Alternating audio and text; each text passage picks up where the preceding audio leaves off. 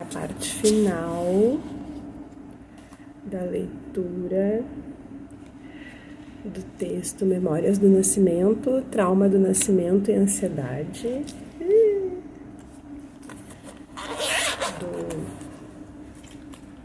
do Winnicott. Vamos lá. E aí na parte final, ele faz as conclusões, né? A fim de preservar, no início, um modo de vida pessoal, o indivíduo precisa de um mínimo de intrusões ambientais causando reações. Ó, o gato. Todo indivíduo está realmente em busca de um novo nascimento, no qual a sua linha de vida não seja perturbada por uma quantidade de reação maior do que ele pode vivenciar sem perder o sentimento de continuação da sua existência pessoal. A saúde mental do indivíduo é estabelecida pela mãe, a qual, por se dedicar ao bebê, está em condições de adaptar-se ativamente.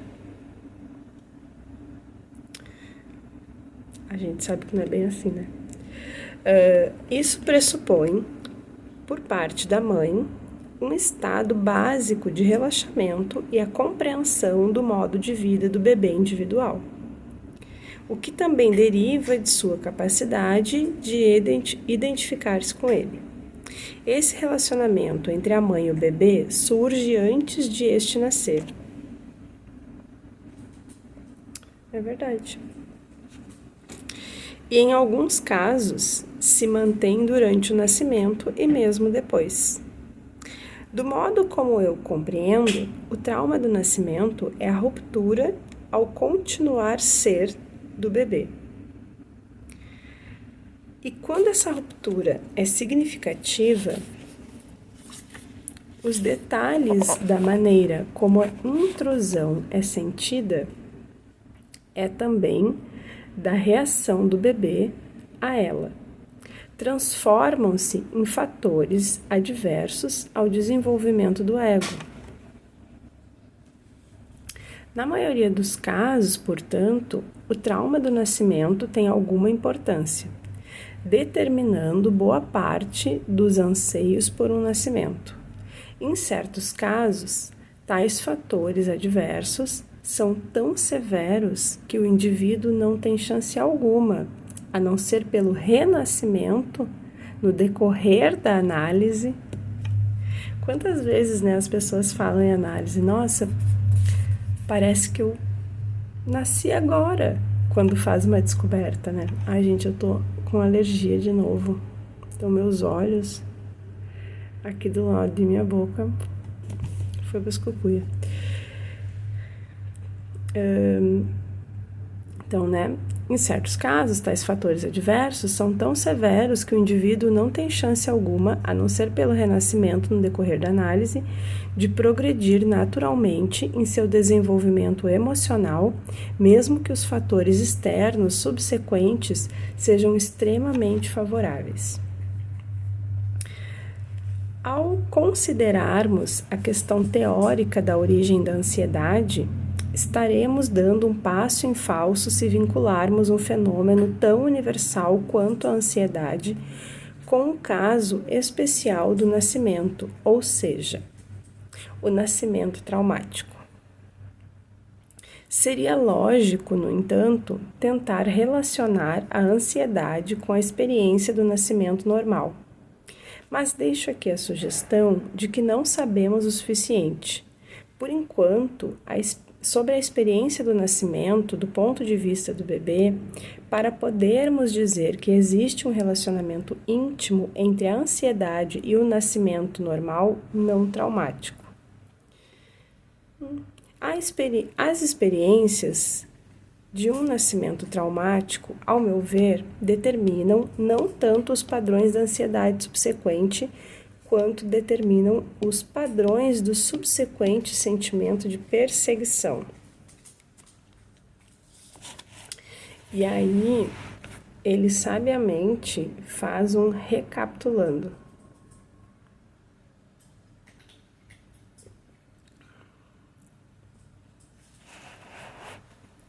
Quem disse que eu não tenho nada caro nesses vídeos, né? Café.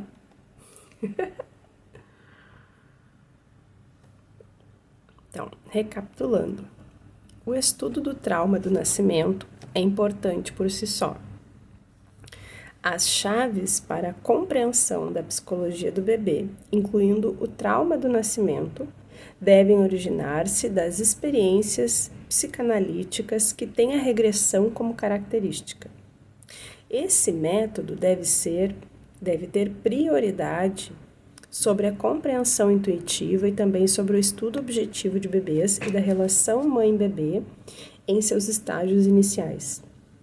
Quando o material ligado ao nascimento aparece na análise de modo significativo, o paciente está com certeza apresentando outras indicações de seu estado extremamente infantil.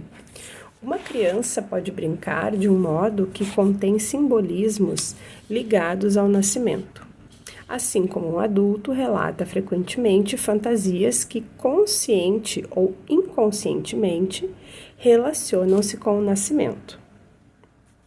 Quando a gente pensa em consciente e em inconsciente, eu lembro muito e gosto muito de uma frase do Lacan, que num primeiro momento vai parecer que é difícil de entender, mas quando a gente fica repetindo ela, agora eu entendi, que é: sou onde não penso. Sou onde não penso. Inconsciente. Penso onde não sou. Penso onde não sou. Consciente. Quando a gente vê, avalia, organiza e acredita que está tomando uma decisão em relação àquilo, é o consciente, né? E sabe quando a gente faz coisas que a gente fica assim, como é que eu fiz isso? Como que isso aconteceu? É o inconsciente. Tem coisas lá que a gente ainda não alcança. Incômodos, vontades, nojos, invejas, ansiedades. É muito legal.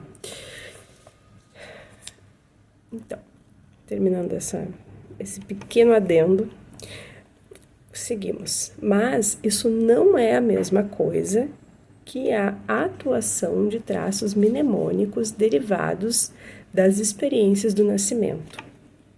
Aquelas que fornecem material para o estudo do trauma do nascimento. São os pacientes psicóticos os que tendem a reviver esses fenômenos infantis precoces, passando ao largo de fantasias que se expressam por símbolos. Formulei a ideia de uma experiência normal do nascimento, não traumática. Não me foi possível prová-la. No entanto, a fim de esclarecer minhas ideias, pressupus a existência de uma experiência do nascimento normal e inventei 2 gradações para o nascimento traumático, uma delas muito comum, com efeitos que podem ser amplamente anulados por um bom manejo subsequente. E a outra, definitivamente traumática, difícil de contrabalançar, mesmo pelo cuidado mais atencioso, e deixando sua marca permanente no indivíduo. Se essas proposições forem consideradas legítimas, poderemos elencar algumas consequências teóricas. Visto que a ansiedade é um fenômeno universal, não se pode correlacioná-la com um tipo especial de nascimento, a saber, o nascimento traumático. Uma coisa que eu acho muito interessante. E assim, é uma opinião mesmo minha, não é uma teoria bem formulada, etc., por alguém, fontes da minha cabeça, é que as pessoas insistem, né? Desde que a psicanálise surgiu, as pessoas insistem em perseguir a psicanálise. E insistem em qualquer coisa que algum psicanalista diga, tentando dizer, não, a psicanálise é boa sim. As pessoas vão dizer que não é boa não, porque ela não é uma ciência, ela é uma pseudociência. E aí a gente começa a ler teóricos psicanalistas e começa a pensar, como que isso não é ciência se os caras estão constantemente fazendo observações, fazendo anotações e falando do resultado dessas anotações, dessas avaliações, dessas observações? Eles, inclusive, testam formas de lidar com isso. Eles voltam atrás, inclusive, que foi o que o Freud fez, né? Quando ele falou sobre a histeria, ele imediatamente também disse que não, histeria, as mulheres não são histéricas, né? Hoje a gente sabe que até um homem pode ser histérico, porque histeria não é aquilo que as pessoas costumam achar que é, né? Que são gritos, que são revoltas, ai, tá revoltada, tá histérica. Não é isso. Histeria não é isso. Então, quando a gente pensa, e daí eu fico muito intrigada, né? 2025 e um monte de cientistas renomados, com artigos publicados, sendo descobertos como reles copiador de receita de bolo, né? Inclusive, as pessoas acreditam fielmente em publicações de artigos que não dizem lé com cré. E não sou eu, nesse caso, não sou eu quem estou falando. São outros cientistas que fazem buscas, fazem pesquisas e descobrem que, gente, os artigos são uma mentira. E tem artigos que, inclusive, diz no final, isso tudo não se comprovou, tá? Isso tudo que a gente falou aqui para vocês não é possível. A gente só achou que era, pesquisou e descobriu que não é. Mas as pessoas vão lá, não leem direito, não sabem interpretar e creem fielmente. Tem aí uma leva de... Agora me vem à cabeça duas pessoas, né? Um psicólogo e a outra uma pedagoga. Que, a psicanálise é pseudociência, a ciência é só isso que eu tô validando aqui. E eu fico, querida, amore... Ciência só vale terapia cognitivo-comportamental. Só vale quando é 1 mais 1 igual a 2.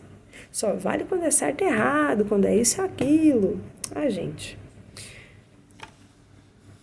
Eu não posso fazer isso, mas às vezes eu fico pensando, tinha que ser possível pegar as pessoas que a gente atende na análise e perguntar para elas.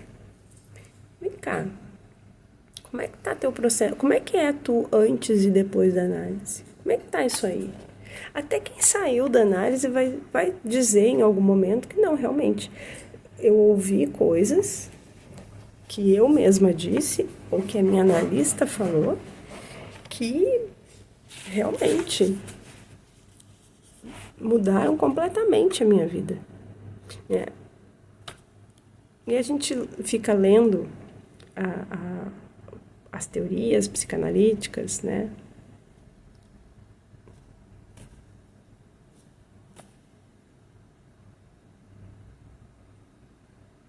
E eu vou falar uma coisa. Sabe por que a psicanálise é tão rechaçada? Por que a psicanálise é tão colocada à deriva? Porque a psicanálise não visa lucro. Eu vou ver se eu tenho aqui essa revista, que inclusive foi feita, a revista Cult divulgou uma matéria alguns anos atrás, falando exatamente sobre isso, a elitização da psicanálise. A psicanálise nunca teve como fim o lucro e a produtividade. Quem tomou posse da psicanálise foi a elite francesa, no pós-guerra. Freud já tinha falecido mesmo, né? Aí eles foram lá, tomaram as teorias psicanalíticas e aplicaram com a elite. Elitizaram a psicanálise. E aí começou a ideia de que é difícil ler psicanálise, de que é difícil interpretar psicanálise. Aí vão vir os charlatões e que é esse pessoal que acha que psicanálise é mediunidade, que psicanálise é intuição, que psicanálise é falar, dar conselho furado de coach, e vão pegar os conceitos e vão desviar para que eles possam lucrar em cima. Quantas vezes eu vejo conceitos de coach que são desvirtuados do seu sentido real e que foram ditos na análise. Quanta ideia psicanalítica distorcida e diminuída e dita, que tem seus significados rasos e não profundamente pensados, que estão aí sendo distribuídas. E a psicanálise, ela é subversiva. Gente, no período da Segunda Guerra, os alemães, os nazistas, mataram a queima-roupa os psicanalistas. Tu não tinha chance nem de se defender. Morreu. Porque são considerados subversivos. Os psicanalistas são considerados um perigo para a sociedade. Tu sabe por quê? Porque a psicanálise emancipa. Porque a psicanálise destrói a ideia de regra a partir da moralidade cristã, a qual nós estamos extremamente presos, extremamente atrelados, que dominam a nossa vida e os nossos desejos. A gente nem sabe mais o que é que a gente deseja. Aliás, será que a gente deseja num mundo como hoje? Então, a psicanálise, ela incomoda porque ela desconstrói o outro dentro de nós, para que a gente acesse quem nós somos e então a gente passe a se conectar com o outro a partir de quem nós somos, e não de ritos e normas que nos são impostas no decorrer da vida. E a psicanálise, ela não é bem vista. Um bom psicanalista que se preze, vai fazer um bom debate, vai ter embasamento a partir dos teóricos psicanalistas sérios. Um bom psicanalista tem bom senso, pelo menos um pouco, né? E é brigão. Nós não somos condescendentes e nós também não levamos tudo muito a sério. Psicanalista que leva tudo muito a sério na ponta da faca, isso era uma coisa que eu tinha muito. Eu era muito rígida, inclusive porque eu tenho cérebro neurotípico, né? Então, eu tenho rigidez com algumas situações. E eu tive que trabalhar isso para poder atuar na psicanálise. Na Rússia é proibido a psicanálise. Por que será, né? Toda e qualquer metodologia relacionada ao conhecimento humano, relacionada às emoções humanas, que vão contra o sistema exploratório e lucrativo, não são bem-vindas, são rechaçadas. Sempre, sempre, sempre, sempre, sempre, sempre, sempre. E sim, psicanalistas não são bem-vindos na sociedade, a psicanálise ela é subversiva, a psicanálise ela foi elitizada, e tem alguns psicanalistas aí que continuam elitizando, né? Esses grandes nomes da psicanálise continuam elitizando, eles fizeram, inclusive se os grandes escritores da psicanálise estivessem vivos, vendo o que determinados profissionais estão fazendo com a psicanálise,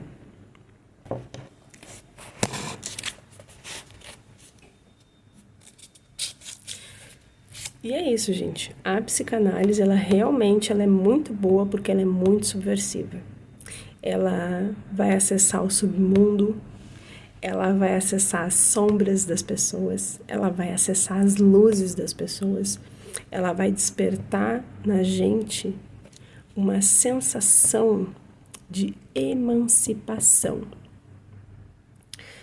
De escolha e de poder são coisas que já não combinam muito, porque, inclusive, existem, né, textos e pesquisas que falam sobre... Será que duvidam dessa ideia de que nós realmente escolhemos alguma coisa, né? Mas é um papo para um outro vídeo. Mas acho muito interessante, nesse final aqui do texto do Winnicott, trazer essa perspectiva da psicanálise que pouquíssimas pessoas falam, né? Pouquíssimas. E eu quero lembrar vocês também que o Freud morreu pobre, tá? Olha, a psicanálise é coisa para rico, né? Inclusive, a psicanálise apagou psicanalistas negros da história da psicanálise. Solange Faladé era braço direito do Lacan. Uma psiquiatra negra que ajudou o Lacan em suas teses mais interessantes. Mas ela é apagada pela história. Inclusive, tem sociedade de psicanalista que recorta a imagem da Solange Faladé da foto.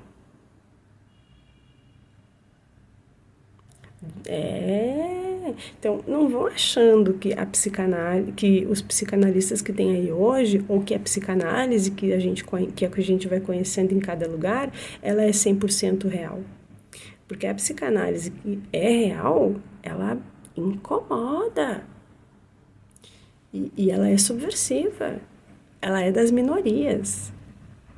Gente, o Freud nunca enriqueceu, o Freud nunca ganhou dinheiro nem notoriedade. Depois que o cara morreu, que recomeçaram, e parte disso se dá graças ao Lacan, né? O Lacan fez isso, o Lacan trouxe, né, um pouco. O Lacan sim tinha grana, mas o Lacan, né, outro tempo. O Lacan foi casado com uma artista. O Lacan o Lacan deu essa elitizada, né? Só que também é interessante pensar que na época em que o Lacan convivia com artistas, era uma época também do pós-guerra. Então, né, Lacan faleceu em 1981.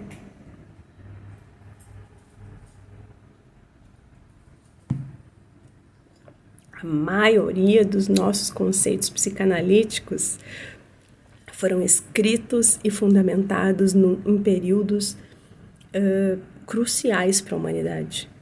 Aí os caras vêm me falar de consultório, de divã, de rigidez com psicanálise, de psicanalista ortodoxo, não sei nem como é que fala. É psicanálise ortodoxa. A galera é muito... É isso, gente. Psicanálise é subversiva. Vocês querem fazer análise? Vamos, vocês verem, já que vocês vão parar. Vocês vão deixar os esquerdas, a esquerda que a gente conhece aí, ó, tudo no chinelo. A psicanálise, ela é popular. Mas toda pessoa que gosta de explorar e que está na elite fez o que todo explorador faz. Tomou conceitos construídos para melhorar a sociedade como um todo, para explorar, desvirtuou. É o que o capitalismo faz, né? Mas as pessoas acham que a gente está militando, né? As pessoas não querem falar sobre isso porque está militando, está militando. Não, só estou reconhecendo o sistema no qual nós estamos inseridos, né? Não é o sistema feudal e também não é o escambo. É isso, gente. Vamos lá. Visto que a ansiedade é um fenômeno universal, não se pode correlacioná-la com um tipo essencial do nascimento, a saber, o nascimento traumático. É possível que a chave para tão conhecido fato de que existe uma relação clínica entre manifestações de ansiedade e alguns detalhes do trauma do nascimento seja a de que esse fenômeno determina o padrão dos sentimentos de perseguição posteriores. Dessa forma, o trauma do nascimento estabelece, por um método indireto, a maneira pela qual a ansiedade se manifesta em certos casos. Um produto secundário dessa teoria é que ela permite examinar a tão comum paranoia congênita, mas não herdada. O ponto que desejo ressaltar está contido no título dos 2 artigos de Greenacre, bem como em seus textos. Ela escreve sobre a predisposição para a ansiedade. Ansiedade é um tema legal, acho que a gente podia falar aqui também, né? No entanto, ela não afirma exatamente a experiência do nascimento traumático, não afirma exatamente que a experiência do nascimento traumático determina o padrão da expectativa de perseguição. Fica sugerido, então, que a experiência do nascimento traumático pode designar a existência e também o padrão da disposição paranoide. Dito de outro modo, se aceitarmos a teoria de Melanie Klein, eles são amigos, sobre a ansiedade paranoide, segundo a qual o paciente só obtém alívio na análise se aceitar integralmente o sadismo oral e a ambivalência em relação ao objeto bom, é preciso ponderar sobre os tão frequentes casos em que a história da paranoia data do nascimento. Minha sugestão, baseada na minha experiência psicanalítica, é que, em casos nos quais a história retrocede até o nascimento, há uma predisposição tão forte para as ideias persecutórias, bem como para um padrão organizado para a perseguição, que nesses casos a paranoia provavelmente não deriva do sadismo oral. Ou seja, a meu ver, existem certos casos de paranoia latente nos quais a análise da paranoia em termos da recuperação total do sadismo oral não acarreta a resolução completa, pois existe, para além disso, a necessidade de uma revivência da experiência traumática do nascimento no interior do setting analítico. É preciso que um fator ambiental dê lugar a outro. Entendi. Permitam-me esclarecer bem esse ponto. Nenhum caso de paranoia pode ser analisado simplesmente possibilitando ao paciente reviver o trauma do nascimento. Estou sugerindo apenas que uma certa percentagem de casos de paranoia há esse fato adicional de que o nascimento foi traumático, imprimindo no bebê um padrão de expectativa de interferência em seu ser básico. É provável que, com mais experiência, se possam selecionar esses casos dentre os outros casos de paranoia, de acordo com o quadro clínico e também a partir de uma anamnese muito cuidadosa. Por outras vias, encontro uma ligação entre o trauma do nascimento e os distúrbios psicossomáticos, especialmente certas dores de cabeça e problemas respiratórios de vários tipos. Nesse caso, é possível dizer que o trauma do nascimento pode influenciar os padrões da hipocondria. Uma afirmação positiva pode ser feita agora. Freud reconhece uma continuidade entre a vida intrauterina e a vida extrauterina. Creio não sabermos até que ponto ele foi capaz de sustentar esse lampejo intuitivo proveniente de seu trabalho analítico. A observação atenta e detalhada de um caso me permitiu concluir que o paciente trouxe para dentro da sessão analítica, sob certas condições muito especializadas, uma regressão de parte do seu self a um estado intrauterino. No caso desse tipo, o vai-vem da existência extrauterina para a intrauterina e vice-versa. Envolve experiências relativas ao nascimento do indivíduo. Esse movimento precisa ser distinguido daquele, geralmente,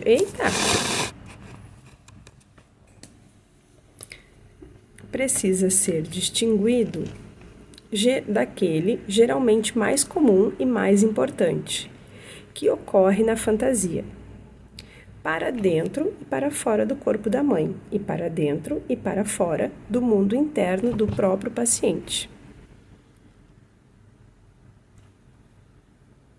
O que vocês entendem sobre para dentro e para fora do corpo? Podemos certamente assumir que a partir da concepção, o corpo e a psique desenvolvem-se juntos, a princípio fundidos e gradualmente tornando-se distinguíveis um do outro. Seria certamente possível dizer sobre a psique, independentemente do soma, que antes do nascimento existe um continuar a ser pessoal, uma continuidade da capacidade de ter experiências. Essa continuidade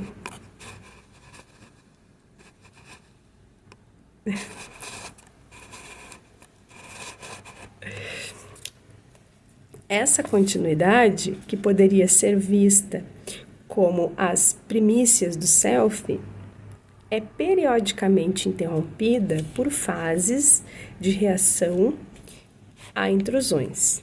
O self começa, então, a incluir memórias dos curtos períodos em que a reação à intrusão perturba a continuidade. A época do nascimento do bebê está preparado. A época do nascimento, o bebê está preparado para períodos como esses. E minha sugestão é de que no nascimento não traumático, a reação à intrusão provocada pelo parto não excede aquela para a qual o feto já está preparado. Estou lendo isso aqui, estou lembrando do seguinte, a importância de uma equipe da saúde preparada para o parto humanitário, né? E é tão doido a gente ter que chamar o parto de parto humanitário, porque todo parto deveria ser humanitário, né? Mas enfim. Então, do quanto é importante, né? Eu me lembrei que por esses dias, agora, ontem, nasceu o filho de um casal famoso na internet, e ela tentou ter de parto normal, não foi possível, um bebezão enorme, e aí ela teve que fazer cesariana, e assim que o bebê saiu da mãe, imediatamente eles colocaram o bebê no rosto da mãe, sabe? Aqui assim, a bochechinha dele. E o pai logo junto ali, tava a mãe, o bebê e o pai junto ali, né, dando beijo na mãe, dando beijo no bebê, aquele carinho, né? Isso é tão importante que vocês não fazem ideia. Isso pro bebê É muito importante mesmo. Importante demais, inclusive.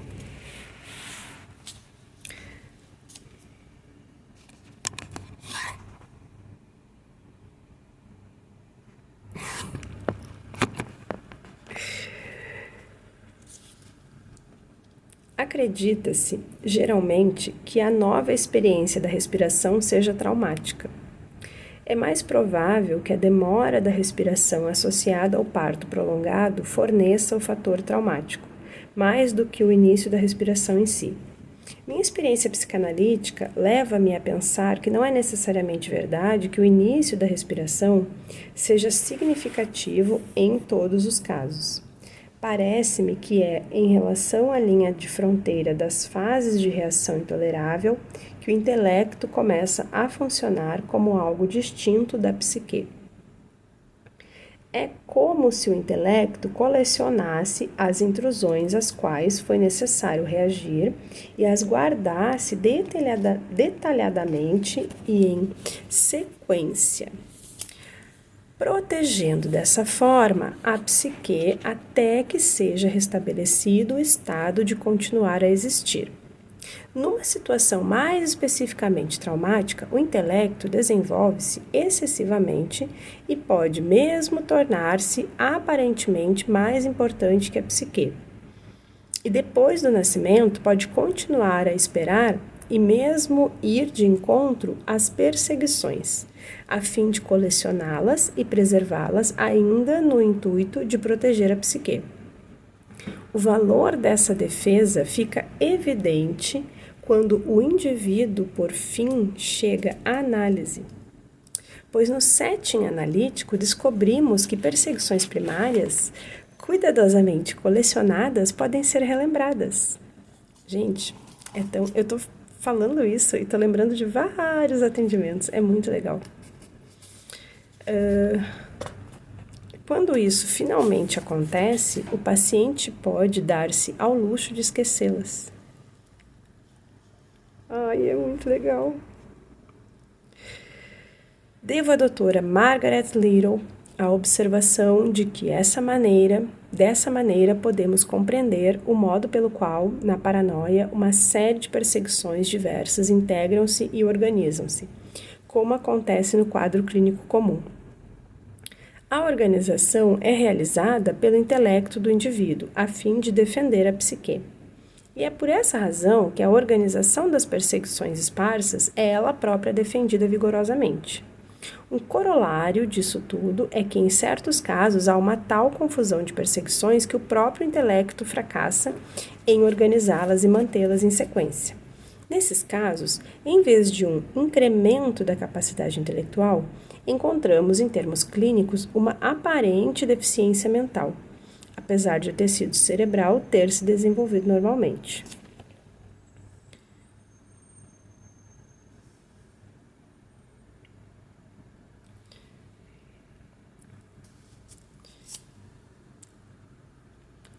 Isso precisa de um neurologista, né? E de exames neurológicos para isso, né, gente? Lembrando que o Winnicott é um médico pediatra, então são outros conhecimentos. Não basta, né? Tem que ter conhecimentos além do que a psicanálise para poder falar algo desse tipo sobre alguém. A gente pode levantar a suspeita e orientar a pessoa a buscar, mas não dá para afirmar, né? Seria possível ir adiante nesse tema com a descrição de sensações físicas ligadas ao trauma do nascimento, que aparecem na sintomatologia psicossomática comum. O ponto importante, todavia, é que, para o paciente individual, o padrão é cuidadosamente estabelecido e também que a revivência que pode ocorrer dentro do tratamento psicanalítico obedece a uma sequência definida no tempo. Em análises desse tipo, tomamos conhecimento das sensações de sua sequência na medida em que pertencem a cada paciente individual. Uma questão de importância prática em conexão com esse assunto é o fato de que é possível lidar com uma coisa de cada vez, enquanto 2 ou mais fatores ao mesmo tempo geram confusão. Um dos princípios mais importantes da técnica psicanalítica é o de que um setting é fornecido a fim de que o paciente possa lidar com uma coisa de cada vez. É verdade. Nada é mais importante que em nosso trabalho do que a tentativa de perceber qual é a coisa específica que o paciente traz para ser interpretada ou revivida a cada sessão.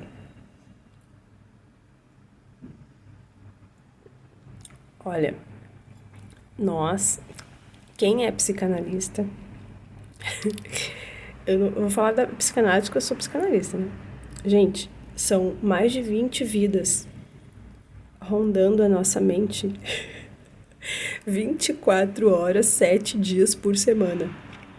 Tudo, a gente não tá se forçando a pensar nessas pessoas, mas nós teremos sim insights e memórias que vão levar a gente até a vida das pessoas que nós atendemos na clínica. Isso é inevitável. Um bom analista limita suas interpretações e seus atos ao detalhe exato trazido pelos pacientes. Não é boa a prática de interpretar tudo aquilo que se acredita haver compreendido, agindo a partir das próprias necessidades, e desse modo desperdiçar a tentativa do paciente de sair-se bem ao lidar com uma coisa de cada vez.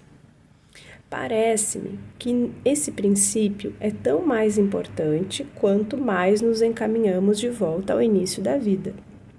A integração da psique imatura na época do nascimento pode ser fortalecida por uma experiência, mesmo que se trate de uma reação à intrusão, desde que esta não dure tempo demais. 2 intrusões, no entanto, exigem 2 reações, e isso corta a psique em 2. O esforço do ego que escrevi acima é uma tentativa de manter distância das intrusões por meio da atividade mental, permitindo que as reações a elas se deem uma de cada vez, sem incorrer na desorganização da psique. Tudo isso pode ser muito claramente demonstrado no trabalho analítico, desde que sejamos capazes de seguir o paciente para trás no desenvolvimento emocional, tanto quanto ele precisa ir, por meio da regressão à dependência, a fim de alcançar o momento anterior àquele em que as intrusões tornam-se múltiplas e incontroláveis. Por fim, repito que não existe análise baseada exclusivamente no tratamento do trauma do nascimento. Para chegar a esses estágios primitivos, é preciso que tenhamos mostrado ao paciente nossa competência em todo o espectro da compreensão psicanalítica comum. Gente, eu sou a pessoa que explica. Eu acho, às vezes eu fico pensando, gente, eles devem de pensar, mulher, não me explica. Ataia e me diz o que é de uma vez. Mas eu vou lá, eu explico, lembra quando tu falou assim? E aí, lembra outro dia que tu falou isso, que daí tu falou aquilo? É quase um mapa de crime, sabe? De investigação, que tem vários pontinhos, fotos, e daí tem uma linha vermelha que vai pra lá, vai pra cá, vem pra cá, vai pra lá. É mais ou menos isso.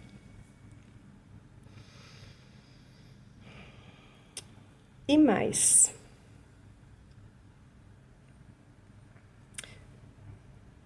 Quando um paciente que esteve inteiramente dependente começa a progredir novamente, será necessário que o analista compreenda muitíssimo bem a posição depressiva e também o desenvolvimento gradual rumo à primazia do genital, assim como a dinâmica dos relacionamentos interpessoais, tanto quanto o anseio por alcançar a independência a partir da dependência. Acabou. Esse foi um pouquinho mais longo, porque eu falei demais, né? Agora ela. E aí, eu vou contar pra vocês que eu já tenho aqui marcado o próximo tema. Eu vou falar nos próximos vídeos, a partir de amanhã, sábado, sobre. E é um texto do Winnicott também. E isso é para quem. Acho que vai ser mais interessante para quem faz análise, né? Mas também quem não faz e está assistindo os vídeos, é bom saber também, né? O texto é o ódio na contratransferência. Ah, adoro. E aí, esse texto é de 1947, tá? Para vocês verem, né? O ser humano não evoluiu tanto quanto a gente imagina, né? Gente, vai ser muito legal. Vai ser muito legal mesmo. 26 páginas só. Vai ser tranquilo. Eu acho que vai dar pra fazer 2 vídeos. Então dá pra fazer sábado e domingo. E aí depois eu vou pensar outro texto. Eu tô pensando em trazer um texto de um outro autor. Apesar de eu gostar muito do Winnicott, porque ele fala de bebês, e eu adoro crianças, adoro a infância, eu vou pegar um texto de uma outra pessoa. Tá, gente? É isso. Até o texto de amanhã, O ódio na transferência, do Winnicott.